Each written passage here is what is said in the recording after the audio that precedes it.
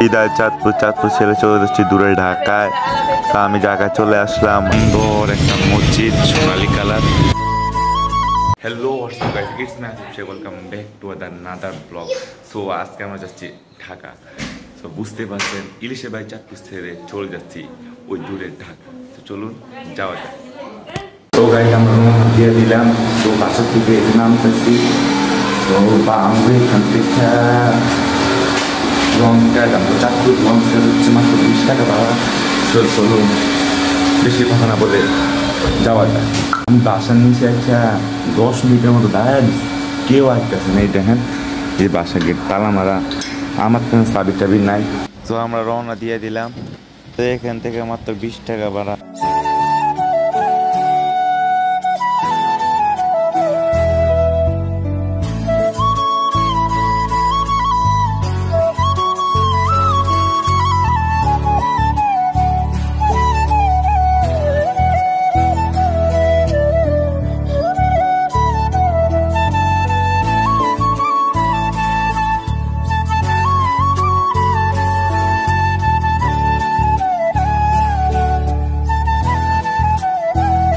Guys আমরা launch করে বসছি,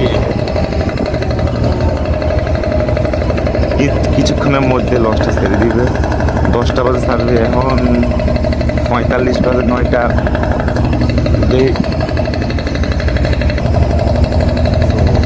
অনেকদিন পরে ঢাকা যাচ্ছে এক সাইডে।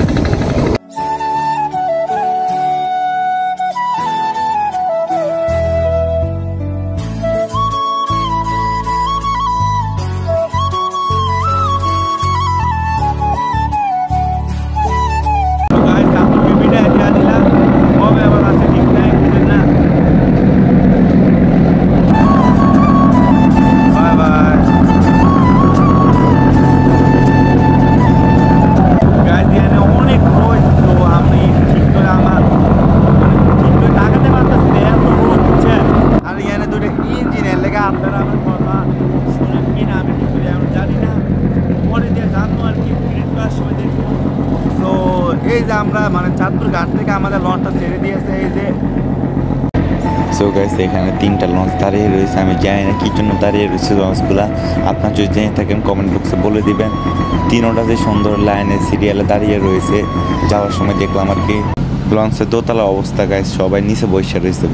গাইস যাওয়ার পথে দেখুন এই সুন্দর একটা চর পড়ছে। সো আপনারা সবাই জানেন যে চাঁদপুরের ভিতরে অনেক চর রয়েছে, এটাও মিনি কক্সবাজারের মতো চর।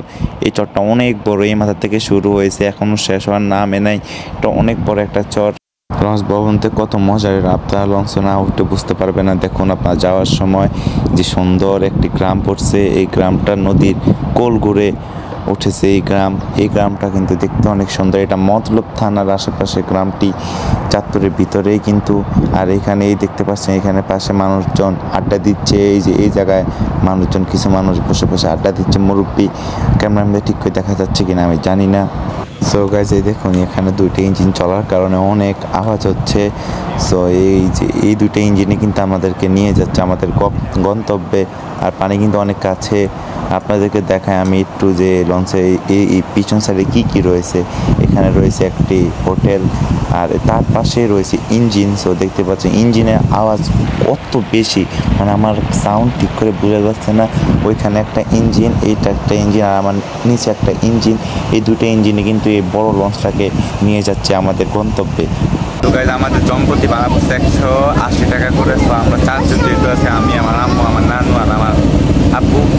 তো এই 4 জনে মিলেই আমাদের পড়ছে হয়েছে 180 টাকা করে ভাড়া। গাইস দেখেন এখানে সিটগুলো পুরো খালি হচ্ছে, মানুষরাই ঘোরাফেরা করে, হাতে একসাথে বসে থেকে কি নদীর ভিউটা এনজয় করতেছে। দেখেন সরকারের নির্ধারিত করে দিচ্ছে ঢাকা থেকে চাঁদপুর ভাড়া কত, 186 টাকা করেছে। আমাদের থেকে মাত্র 180 টাকা রাখছে, 6 টাকা কম রাখছে। আর কেবিন ভাড়া অ্যান্ড বেড ভাড়া হচ্ছে 4 গুণ বেশি, মানে এই ভাড়া থেকে 4 গুণ বেশি পাবেন। কত বেশি টাকা ওগুলা। আর আমাদের এখান থেকে 3 ঘন্টা লাগে, আমরা এগুলো নেই না, বেশিরভাগ কম মানুষে নেয়। এখানে অনেক বাতাস, তো বাতাসের জন্য আমি দাঁড়াতে পারছি না। আমি এখন দোতলায় রয়েছি, দোতলায় একেবারে সামনের সাইডে তো সামনের সাইডে রয়েছে দোতলা। তো এখান থেকে সামনের ভিউ অনেক সুন্দর আসতেছে, আপনাদেরকে তো দেখালাম যে আমরা গ্রামের পাশ দিয়ে যাচ্ছি। যে আমাদের এই পাশে একটা গ্রাম, এই যে একটা গ্রাম আপনারা দেখতে পাচ্ছেন, এখানে একটা গ্রাম রয়েছে।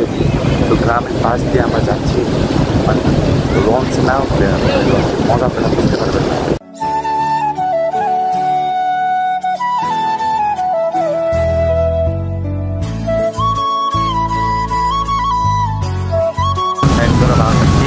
তো আমরা একটা দিকে টাকা সদরঘাটে পৌঁছাবো, একটা সাড়ে একটা কাছাকাছি দিচ্ছে টাকা সদরঘাটে আমরা পৌঁছে যাবো। তো এখন আমরা মুন্সিগঞ্জে আছি, আপনারা দেখতে পাচ্ছেন।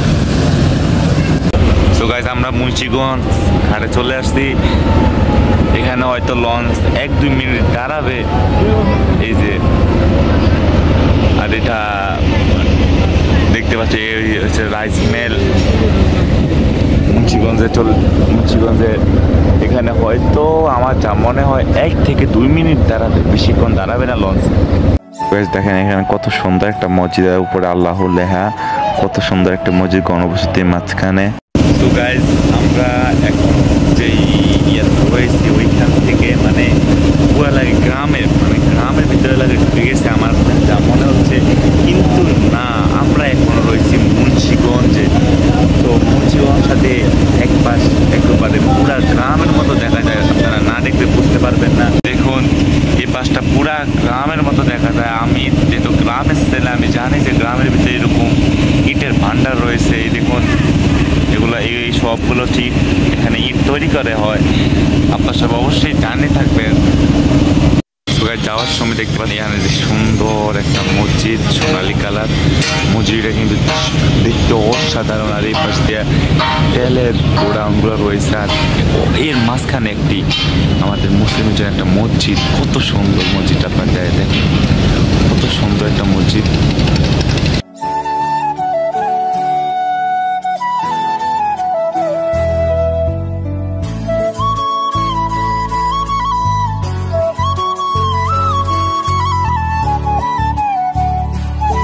আমরা অবশ্যই চলে আসছি, আর অল্প কথা কিছুক্ষণ, আর মনে হয় 5 মিনিটের মধ্যে আমরা সদরঘাটে চলে যাব।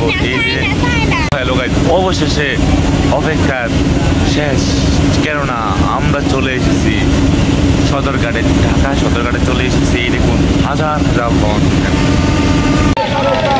তো গাইজ আমরা সদরঘাটে নেমে গেছি। এই যে